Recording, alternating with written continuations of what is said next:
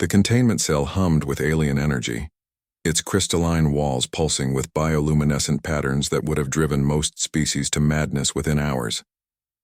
Commander Marcus Chen had been staring at those same patterns for 3 standard weeks now, his human eyes tracking their hypnotic dance without so much as a twitch of discomfort. The Veltar had been confident their psychic dampening field would break him. They were wrong about that too.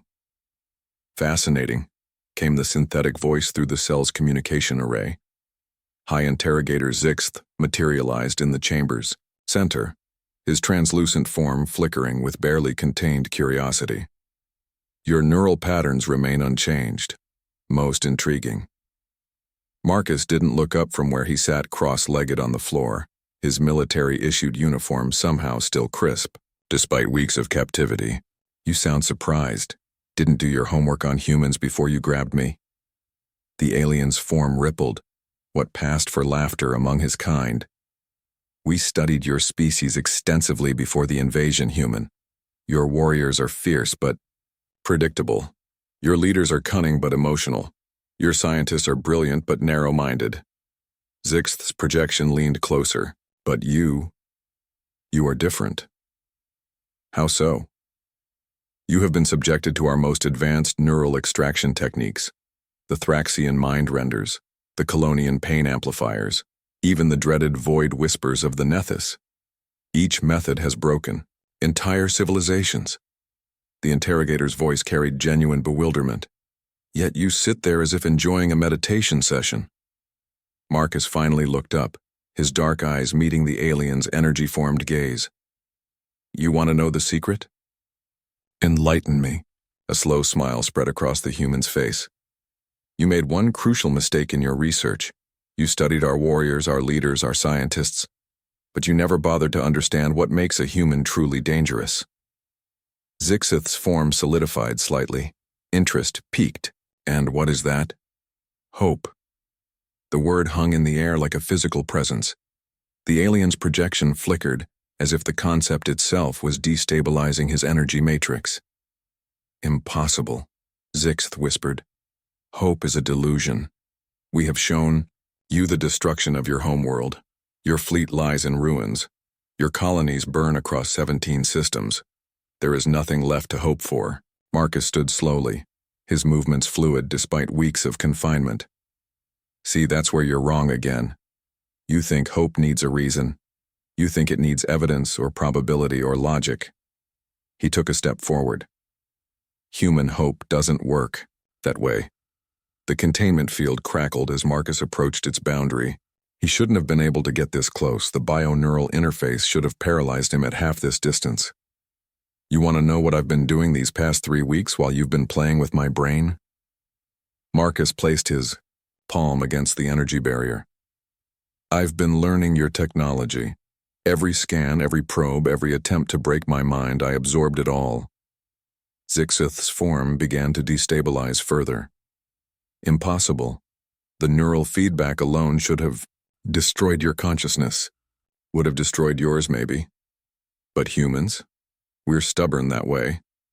Marcus pressed harder against the barrier, and impossible stress fractures began appearing in the crystalline walls. You see, while you were trying to break my hope, I was busy hoping to break your toys. The containment field collapsed with a sound like shattering stars. Zixith's projection scattered into component particles as the feedback surge overloaded his connection. Throughout the massive prison ship, alarms began wailing in frequencies that made the vessel's metal bones scream. Marcus stepped out of his cell for the first time in 3 weeks and cracked his neck. Now let's see what else I learned. His consciousness, tempered by weeks of alien neural intrusion, reached out through the ship's bio-neural network. The Veltar had made their vessels living creatures, blending organic and mechanical components in ways their enemies could never hope to understand or counter. They hadn't counted on someone learning their language from the inside. Every prison cell on 17 decks unlocked simultaneously. Emergency protocols triggered throughout the ship as thousands of captives from dozens of species found their restraints dissolving. The Veltar crew, dependent on their neural networks for everything from navigation to life support, suddenly found their own ship fighting against them. Marcus walked through corridors that reshaped themselves at his mental command, past alien prisoners who looked at him with a mixture of awe and terror. He'd become something new during his captivity. Not quite human anymore, but human in all the ways that mattered. The bridge doors irised open at his approach. Captain T-Vex turned from his command throne, his 4 eyes wide with disbelief, at seeing a human prisoner walking free through his most secure vessel. How? The captain gasped in accented galactic standard.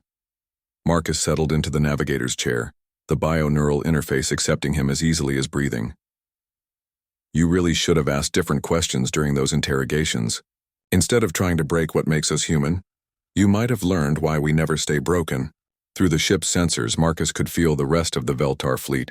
Hundreds of vessels, each one a living network of consciousness and control. Each one now vulnerable to someone who understood their deepest systems.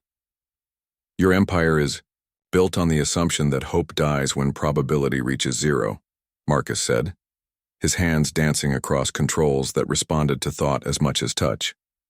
But human hope isn't mathematical. It doesn't calculate odds. The prison ship's weapons turned on its escort vessels. It just refuses to quit. As the first enemy ship erupted in flames, Marcus smiled and began composing a message to broadcast on all human emergency frequencies.